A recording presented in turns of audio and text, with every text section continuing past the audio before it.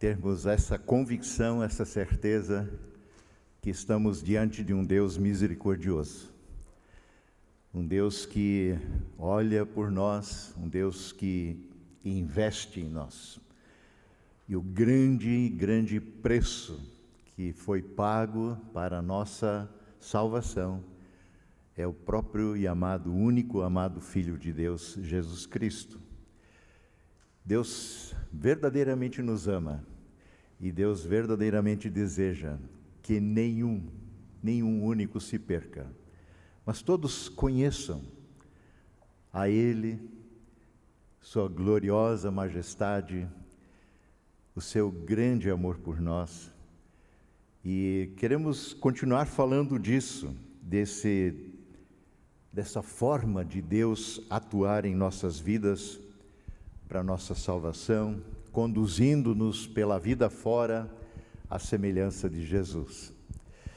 Querido e amado Deus e Pai, nesse momento em que também queremos parar e refletir a respeito da Tua Palavra, aquieta o nosso coração e que tenhas plena liberdade, Senhor, pelo poder do Teu Santo Espírito, através da Tua Palavra, trabalhar em nossas vidas.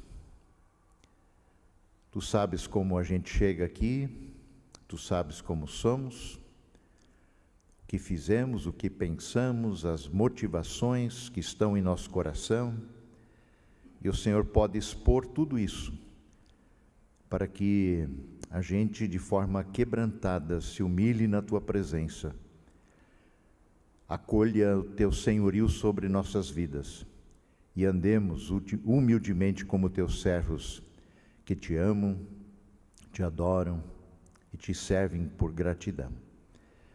Assim dispõe de nós no falar, no ouvir, para a honra e glória do Teu santo nome. Em nome de Jesus que oramos. Amém. Fiz na semana passada uma pergunta, talvez um tanto embaraçosa, mas que eu quero repetir, nos lembrar. A pergunta é meio direta e só você pode responder. Não precisa se manifestar, mas reflita. Você é uma pessoa orgulhosa? Você é uma pessoa orgulhosa? Então, nós comentamos disso, é importante sabermos que o orgulho, a soberba, a prepotência, a arrogância, a vaidade, a altivez, isso está na raiz do nosso pecado, do pecado humano. Fomos tentados e caímos na lábia do enganador por excelência, de que se rebelar contra Deus, ser igual a Ele, conhecedores do bem e do mal, é algo atrativo. E o que nos torna, muitas vezes, orgulhosos, prepotentes, autossuficientes. Eu quero lembrar aqui também o chamamento que Pedro faz em 1 Pedro 5, versos 5 e 6, quando ele diz: e todos vocês, cada um de nós, vistam-se de humildade no relacionamento de uns para com os outros. Porque Deus se opõe, Deus resiste aos orgulhosos, mas concede graça aos humildes. Portanto, humilhem-se sob a poderosa mão de Deus, para que Ele, no devido tempo, vos exalte. Qualquer exaltação vem dEle, e também é para a glória dEle. A nós estamos sendo conclamados a nos humilharmos sob a poderosa mão de Deus. Da mesma forma como o nosso orgulho recorre a muitos recursos, tem muitas maneiras, muitas máscaras para se camuflar, para esconder de alguma forma a nossa rebelião contra o Senhor, assim também falamos que Deus tem muitas maneiras de expor a nossa rebeldia, de expor o nosso orgulho, para nos encaminhar ao quebrantamento. Falamos na semana passada sobre Naamã, esse general sírio que adquiriu lepra, que foi com uma grande caravana, com uma carta demandando que lhe fosse atendido a demanda de que fosse curado da lepra. Traz uma riqueza enorme para comprar a sua cura, de alguma forma, ou compensar por ela. E este homem, esse oficial prepotente, que ficou chateado pelo fato de Eliseu nem recebê-lo e mandá-lo apenas se lavar 7 vezes no Rio Jordão, este homem foi quebrantado.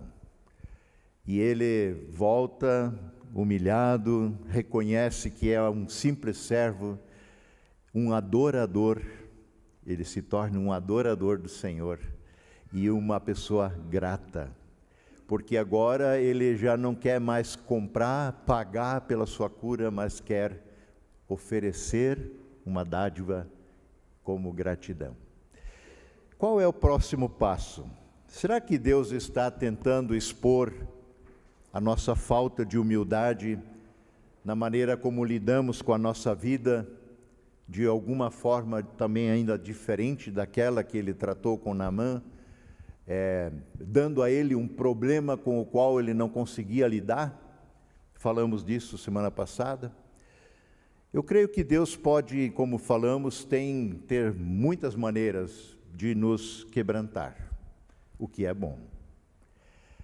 Deus pode, por exemplo, nos dar uma ordem, uma demanda, um mandamento, que não iremos obedecer, vamos resistir. E com isso Deus vai expor também o nosso egocentrismo, o nosso orgulho. E para isso nós queremos dar uma olhada hoje numa outra personagem bíblica do Antigo Testamento, que é o profeta Jonas, conhecido por sua façanha, vamos dizer assim, né, de passar 3 dias e 3 noites no ventre de um peixe, de um grande peixe. Talvez você diga, pois mas o que dá para aprender com Jonas? Essa é história para a escola dominical, não é? Eu acho que não. Jonas nos ensina muitas coisas. Deus nos ensina através do seu profeta. Jonas não aparece só no livro de Jonas. Já em 2 Reis, capítulo 14, verso 25, Jonas é convocado pelo Senhor a anunciar ao rei Amazias de que Israel recuperaria uma parte da costa que foi perdida, que foi conquistada pelos inimigos. E essa é uma notícia que Jonas gosta de entregar, uma notícia boa. Deus vai libertar, vai liberar uma área, vai fazer recuperar, Deus vai restaurar as coisas. E que aconteceu assim. Então Jonas sai de alguma forma promovido, na sua função profética.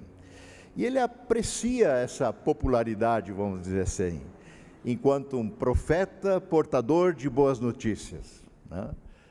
Eu creio que todo pregador, todo profeta, assim também a gente percebe no próprio Jeremias, tem um desejo de ser portador de boas notícias.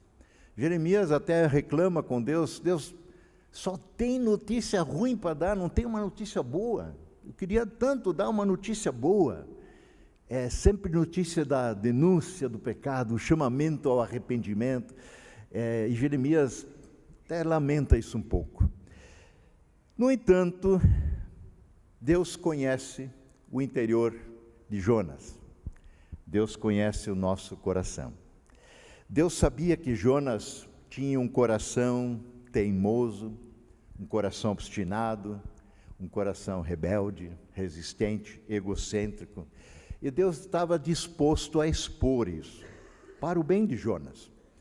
Quando nós somos tocados no nosso íntimo, e o nosso íntimo é exposto, revelado, não é para o nosso mal, é para o nosso bem, para que a gente reconheça quem nós somos e possamos tomar uma atitude em relação a isso. A palavra muitas vezes é como um espelho diante do qual nós somos colocados, em que a gente pode se enxergar, não só na nossa fachada, que a gente consegue decorar, disfarçar, mas o nosso coração é exposto. Eu me lembro muito bem quando, não foi a única vez, mas quando nós estávamos em Rio São João, lá na primeira comunidade do Envio, E logo mais ou menos no início do ministério, depois de uma maratona de 5 cultos, chegar em casa meio cansado, segunda-feira alguém assovia no portão, porque é o que eles faziam. A gente não sabia o que estava acontecendo, porque o normal é bater palma, entrar ou tocar campainha, né? O pessoal parava no portão e... mas acho que tem alguém lá. E aí estava um cidadão lá e o seu filho, jovem, dizia: pastor, nós precisamos falar contigo. Digo: tudo bem, entra aí, senta aí, vamos conversar. Que história é essa de ficar falando da minha vida no culto? Eu digo: o senhor me desculpe, mas eu nem lhe conheço. Qual é o seu nome mesmo? E ele estava muito bravo, porque eu tinha exposto a vida dele. Na verdade, não era isso. Na verdade, é o que a palavra faz. Ela expõe o nosso coração e a gente se conhece um pouco. Deus nos conhece mais ainda. E é o que Deus faz com Jonas. É o Deus que Ele quer fazer com a gente. Então, a gente poderia, antes de entrar no livro de Jonas, eu queria propor aqui uma possível conversa entre Deus e Jonas, diante do anúncio que ele fez lá ao rei Amazias, pela recuperação daquela terra perdida, e pelo que Deus agora quer fazer dar a Jonas uma missão para ele fazer. Poderia ser mais ou menos assim. Então, Jonas, eu posso ver que você aprecia muito entregar boas notícias às pessoas. É verdade, Senhor, diz Jonas. Sabes muito bem o quanto eu gosto de contar às pessoas a respeito da tua boa nova, da tua salvação.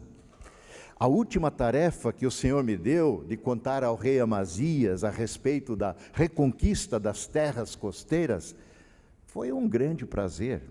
Gosto muito de ser teu mensageiro. Ainda bem, Jonas, porque eu tenho uma outra mensagem especial para você entregar, dessa vez aos ninivitas. Eu quero que você anuncie a eles a possibilidade de salvação. Mas, Senhor, tu não sabes, não conheces os ninivitas?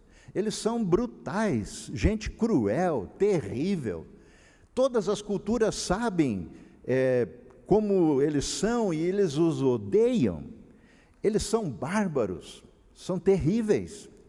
Quando eles voltam das guerras, trazendo seus prisioneiros, eles os cortam em fatias, eles os desmembram e ajuntam seus membros às portas das cidades, é o que eles faziam, para que todos saibam: olha, ninguém se mete com um ninivita. Agora o Senhor me manda para eles. Na verdade, eles não merecem tua salvação, eles merecem o teu juízo. Isso sim. Além do mais, o que os meus compatriotas vão pensar de mim se eu for lá entregar uma mensagem de salvação a eles? Vão pensar que eu traí o meu próprio povo? Sinto muito, Senhor, mas dessa vez não vai dar, não. Isso não é para mim. E Deus responde para Jonas: Jonas, seguinte, eu já decidi, você vai. A próxima missão tua é Nínive. É claro que esse diálogo não aconteceu e ele não está na Bíblia, mas poderia, por assim dizer, ter acontecido, porque aqui a gente pode perceber um pouco a dinâmica que rola entre Deus e o seu profeta, este homem de Deus. Deus está ordenando a Jonas uma tarefa e, ao mesmo tempo, quer com que ele demonstre amor pelo Senhor, sendo obediente incondicionalmente à sua palavra, à sua ordem. Mais do que isso, Deus está dando uma tarefa através da qual Jonas deverá e poderá demonstrar o seu amor para com o próximo, mesmo sendo ninivitas, um povo horrível, pessoas que não merecem a graça de Deus. Ainda assim, ele os encaminha para que se arrependam da sua maldade e encontrem graça diante de Deus. Jonas recusa. Não, Senhor, não vai dar para encarar essa não. E dessa forma, Deus expõe o coração rebelde de Jonas. Jonas está se entregando, diz, eu não vou. É Deus que está ordenando e ele diz, eu não vou fazer. Ao invés de enfrentar a sua tarefa, enfrentar o seu coração rebelde, o que Jonas faz? Foge. Muitas vezes nós procedemos assim. Deus nos encarrega e a gente fica sabendo disso com relativa e importante convicção, mas importante convicção, você deveria visitar aquela pessoa, você deveria dar uma palavra àquela pessoa, você deveria abraçar aquela pessoa, você deveria... E a gente, não, mas espera aí, aquele lá não merece não. Eu não vou com a cara dele, aquilo lá eu não quero fazer não. E nós também, como Jonas, talvez não pegamos um navio para Tarsis, mas nós voltamos as costas ao que Deus pede que a gente faça. Eu não estou preparado para isso, também não estudei para ser pastor, isso é uma tarefa do pastor. Nínive fica situado a leste de Israel, norte e leste. E Jonas pega um navio para Tarsis, que fica no extremo leste, exatamente na direção oposta. O pecado sempre é essa postura, não de caminhar na direção da vontade de Deus, mas na direção contrária. É isso que Jonas está fazendo. Tarsis fica na costa da Espanha, o último lugar mais distante conhecido na sua época para Jonas. Depois de Tarsis não tem mais nada, o mundo acaba ali. E é para lá que ele vai, fim do mundo.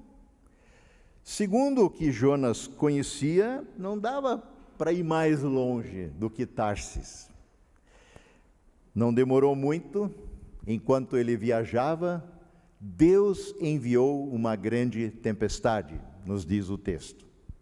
Deus enviou uma grande tempestade. Mas espera aí, tempestades não são obras do acaso, configurações atmosféricas, de clima, de tempo? Deus tem alguma ingerência em tempestades?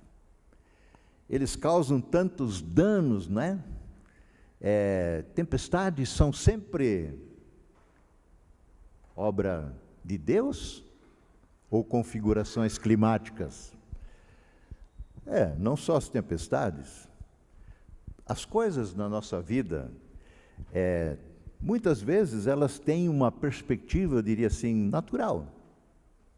Se você fura um sinaleiro e bater em alguém, ou sofrer um acidente porque alguém furou, não necessariamente Deus provocou isso, mas Deus pode sim intervir, e Deus intervém de forma extraordinária em toda uma série de configurações da nossa vida, porque é Ele quem está no controle, e Ele é soberano sobre tudo que Ele criou.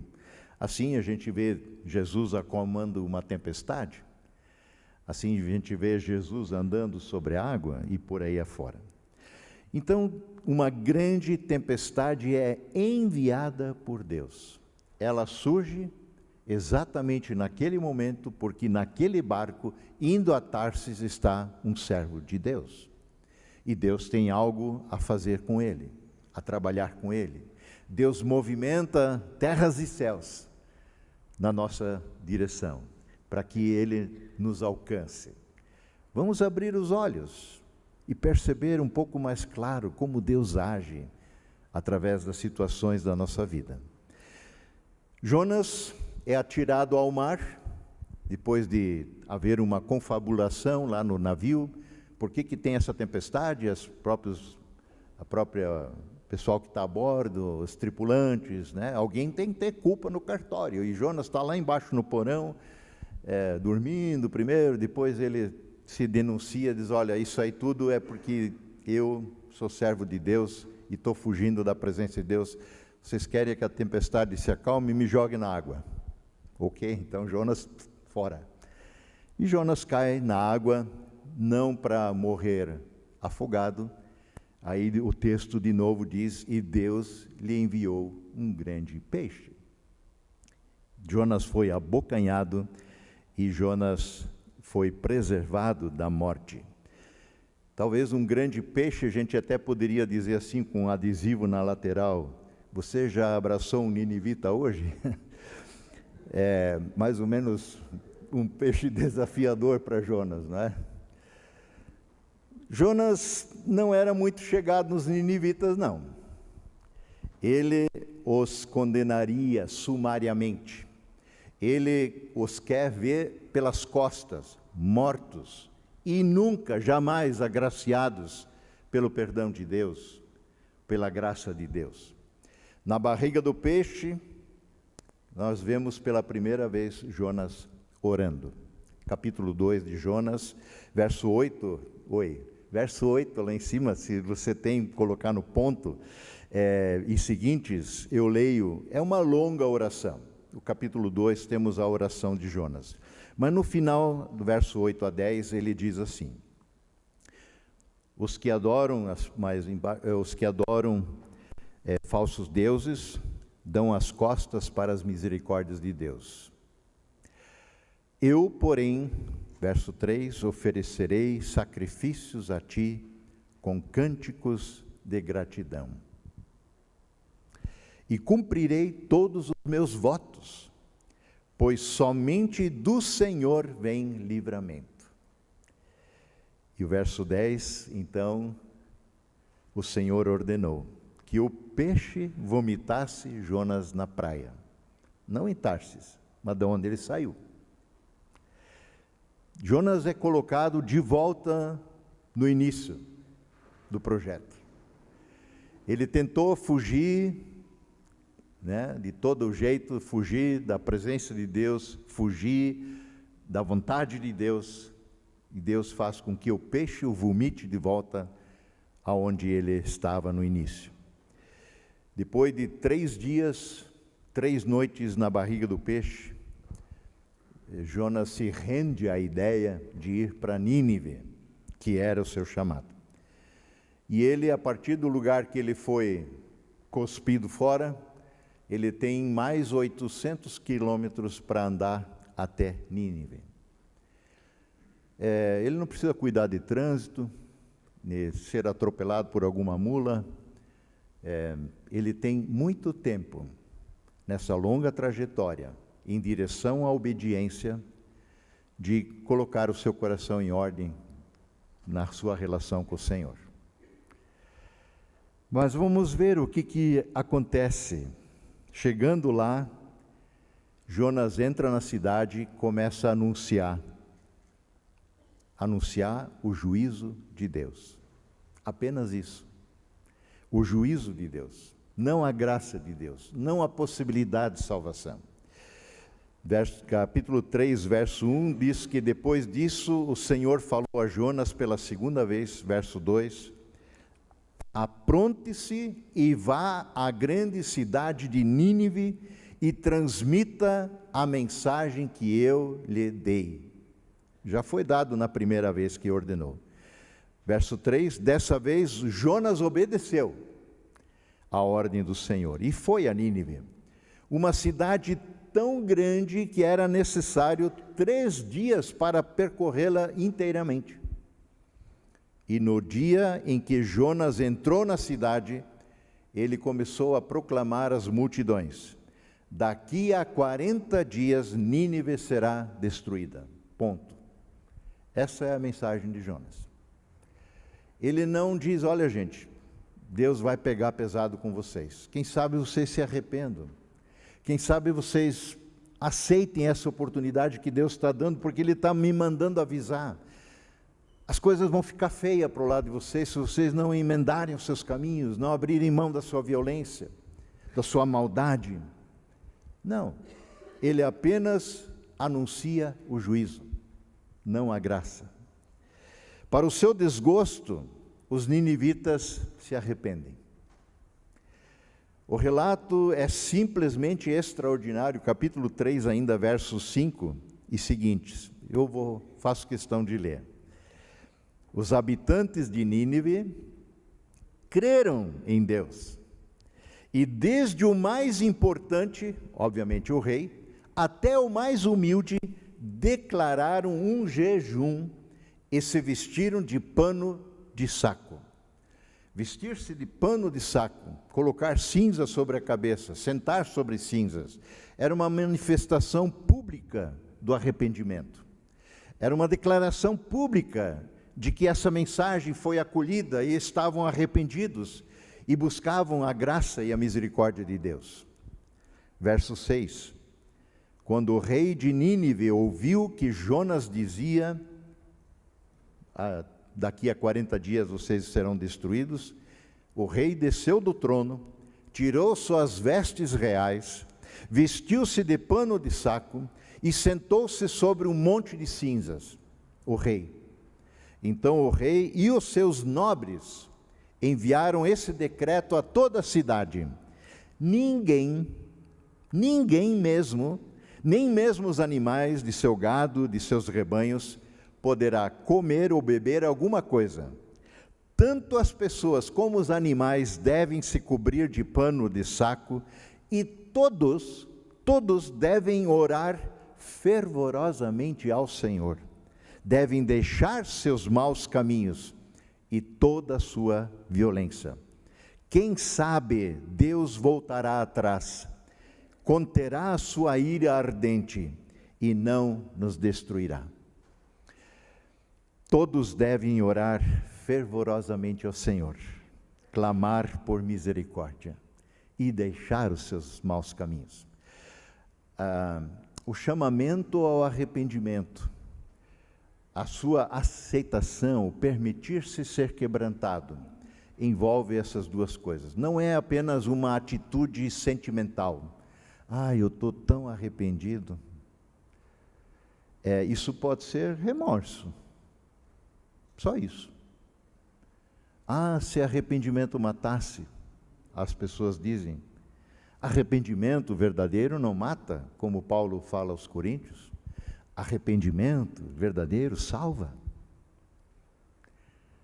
Verdadeiramente arrependido, eu não quero voltar mais à prática daquilo que eu fazia. Por isso ele diz: vocês devem sim fervorosamente clamar ao Senhor, devem deixar os seus maus caminhos e a sua violência. Quem sabe o Senhor voltará atrás. Sim, o Senhor volta atrás. Voltou naquela condição e muito mais nos dias de hoje, porque Ele já pagou o preço. O teu pecado foi cravado na cruz em Cristo. Ele nos perdoou, nos amou, sendo nós ainda inimigos dEle. É tempo de graça. É hoje o dia da salvação. Não percam a oportunidade. E diante disso, dessa atitude dos ninivitas, Deus, de fato, retrocedeu. E não os destruiu como havia ameaçado, como diz o verso 10.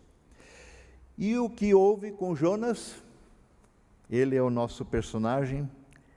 Jonas ficou feliz. Ele celebrou o culto ao Senhor. Nossa, uma cidade inteira se arrependeu. Não. Jonas não celebrou o arrependimento dos ninivitas. Diz o capítulo 4, verso 1. Eu sublinho com uma determinada cor, tudo para mim as cores falam, né? E a cor com que eu uso para isso aqui é uma cor que me chama a atenção pela sua forma de que denuncia a dureza do nosso coração.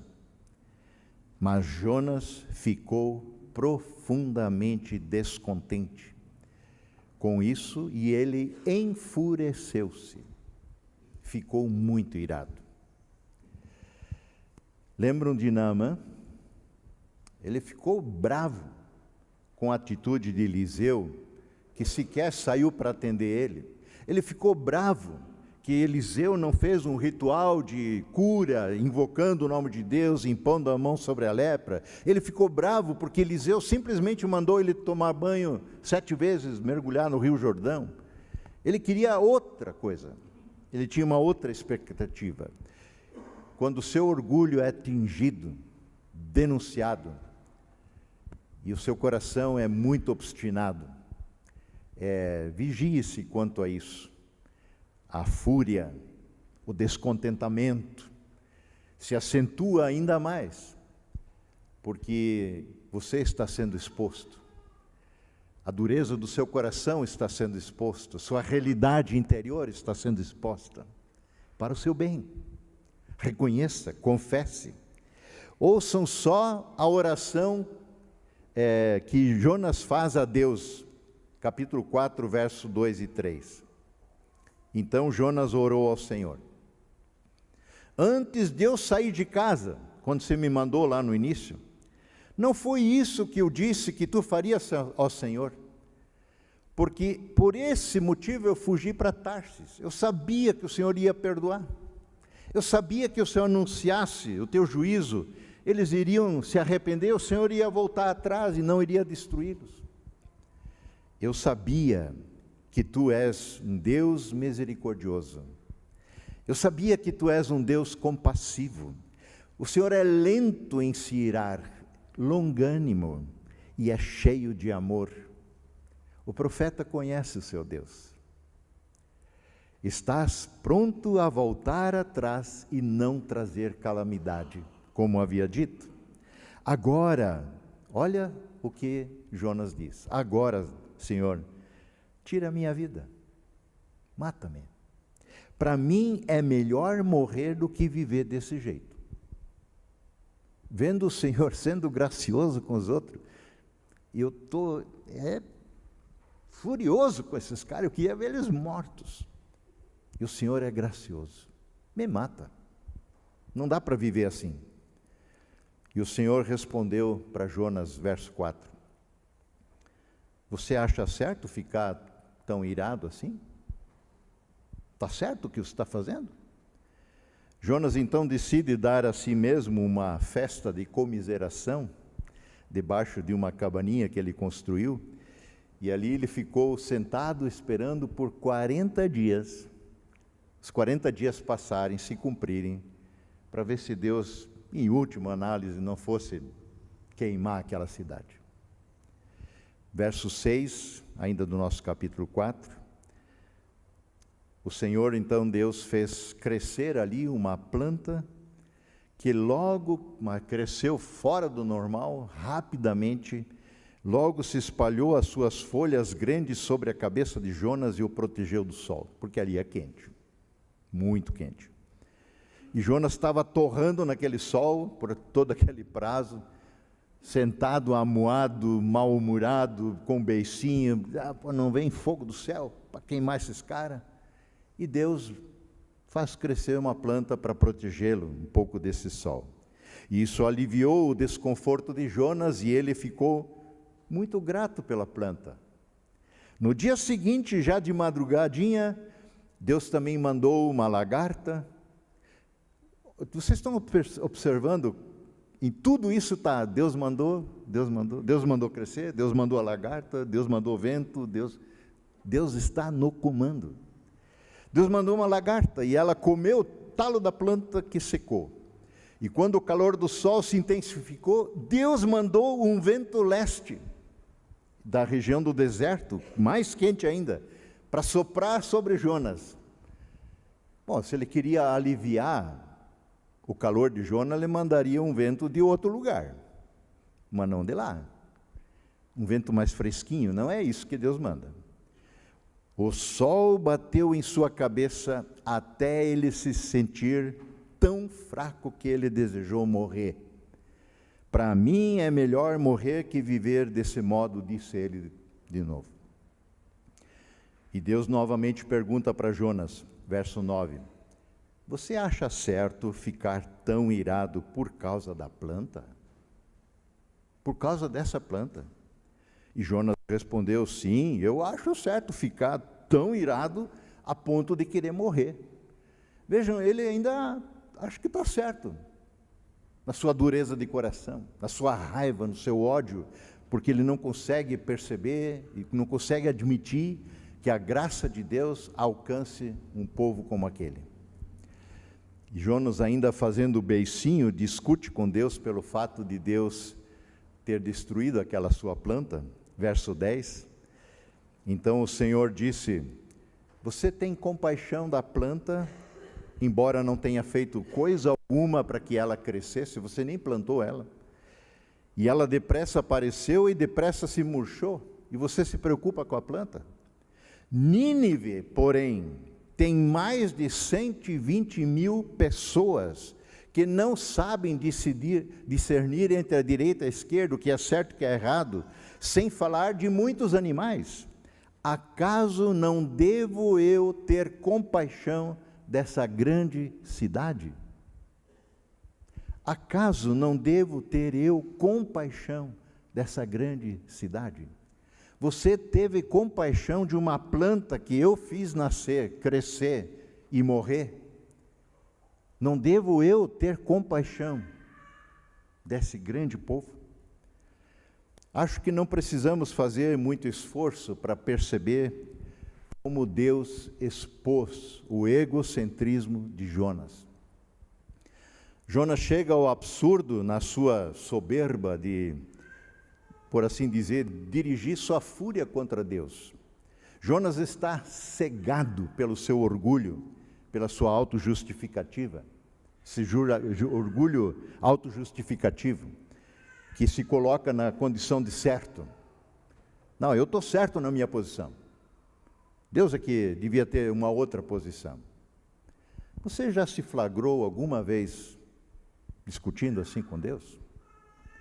Mas Deus, por que isso aconteceu assim? Por que você permite isso, aquilo? Por que você faz isso dessa forma? Então Deus estabelece convincentemente o seu argumento de que Jonas está mais preocupado com a planta do que com as pessoas. Ele, um profeta de Deus, não está nem aí com aqueles ninivitas. E assim Deus expõe o seu orgulho autojustificativo de que eu estou certo, Deus é que está errado. Esse é o absurdo, é o limite do nosso orgulho, que nos coloca acima de Deus, melhores do que Deus. Nós sabemos como fazer. Se eu fosse Deus, faria muitas coisas diferentes. Você não? Graças a Deus que não sou. E eu preciso aprender sempre de novo a acolher as coisas do jeito de Deus. E como ficou a vida de Jonas nisso tudo? Não sabemos. O livro termina assim. Parece que sem fim. Contudo, se Jonas, é o autor do livro de alguma forma, com isso ele também, de certa maneira, está expondo a sua luta pessoal com Deus, nesse seu orgulho, nessa sua obstinação, no seu egocentrismo, e parece indicar aqui que Jonas, de alguma forma, se humilhou diante do Senhor. Deus pode agir com a gente da mesma maneira. Ele muitas vezes nos dá ordens, às quais o nosso coração rebelde e obstinado se opõe, recusa a obedecer. Insistimos em trilhar os nossos próprios caminhos. Deus nos criou seres totalmente dependentes. Nós precisamos de Deus, não o contrário. Contudo, nós buscamos sempre de novo andar na nossa independência, na nossa autossuficiência. E assim Deus precisa nos humilhar, nos quebrantar, como fez com Naamã, como fez com Jonas. Sem quebrantamento não haverá transformação bíblica na sua vida, na minha vida. Sem quebrantamento não caminharemos em transformação de glória em glória à medida que contemplamos o Senhor à semelhança do Senhor. Sem quebrantamento, sem nos lançarmos nos braços do Senhor, arrependidos, acolhendo o seu senhorio e salvação, não haverá santificação. Qual é o próximo passo? Será que Deus está tentando expor a nossa falta de humildade na forma como nós lidamos com a nossa vida? Lembre-se, o único caminho possível de volta ao Senhor é nos sujeitarmos a Ele, quebrantando-nos, arrependendo-nos. E nunca é tarde demais para isso. Eu concluo com uma palavra do profeta Isaías, capítulo 55, que nos adverte e diz e nos conclama: busquem o Senhor, enquanto podem achá-lo. Busquem o Senhor, enquanto podem achá-lo. Invoquem-no agora, enquanto Ele está perto. Aqui os perversos mudem de conduta e deixem de lado até mesmo a ideia de fazer o mal, diz Isaías.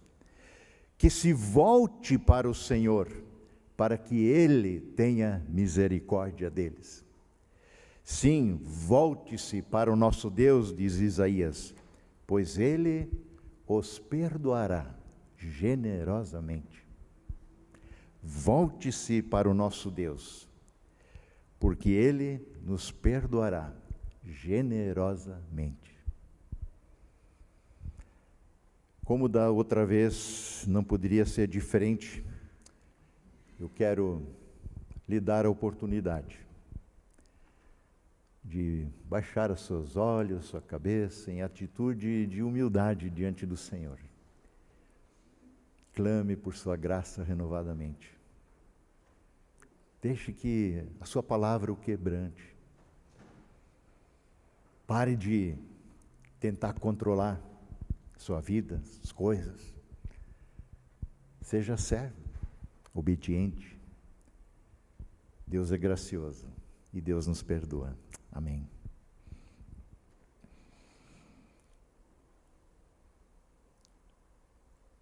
Senhor querido, ouve o nosso clamor. Ouve a oração de cada um aqui, a minha oração. Quando clamamos, tem misericórdia de nós. Ah, como somos obstinados, como somos duros na queda, como gostamos de controlar as coisas e controlar até mesmo o Senhor. Perdoa-nos, torna-nos humildes servos, com um coração grato, um coração transbordante do Teu amor, que está disposto a sacrificialmente e incondicionalmente Te servir em tudo que fizermos, que o façamos com amor ao Senhor, para a glória do Deus Pai. Assim oramos em nome de Jesus, nosso Senhor e Salvador. Amém.